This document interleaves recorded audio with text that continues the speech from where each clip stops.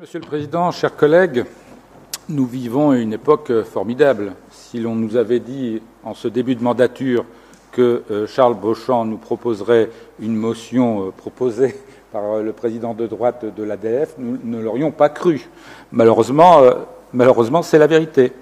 Et on peut certes en rire, mais si c'est la vérité, c'est que les choses sont d'une importance vitale, je crois, pour l'avenir des départements. Alors il y a évidemment une conception que nous n'avons pas de la décentralisation.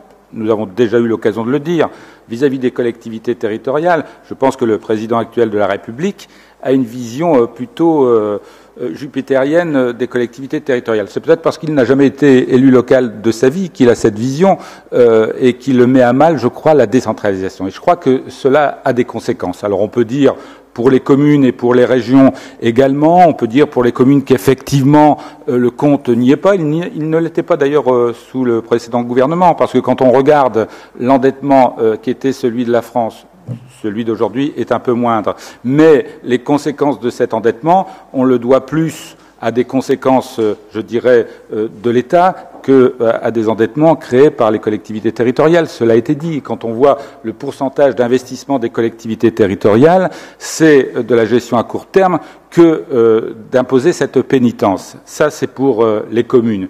Pour les régions, je ne dirais rien. Pour autant, pour les départements, je crois que c'est très grave. Je crois que c'était grave. Pourquoi ? Parce que ce qui est en cause, au-delà de la conception de la décentralisation, c'est l'existence même des départements tels que nous les connaissons. Et je crois que si l'on continue comme cela, eh bien, nous allons assister à un dépeçage de notre département. Vous savez, il existe deux solutions pour voir disparaître une collectivité territoriale.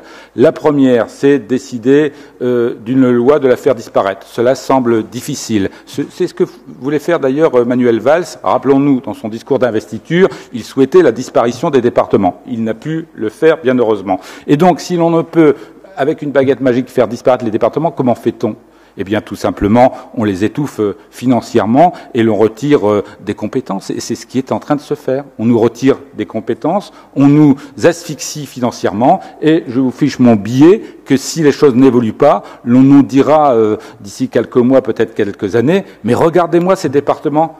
À quoi servent-ils ? Il n'y a plus de compétences, il n'y a plus d'argent, ils n'ont plus d'autonomie fiscale. Il faut qu'ils disparaissent. Je crois que c'est ça le danger de ce qui s'annonce aujourd'hui. Et donc, je conçois qu'il y ait une unanimité, indépendamment des couleurs politiques, pour dire attention, danger. Il faut vraiment signaler cela, parce que demain, il sera trop tard.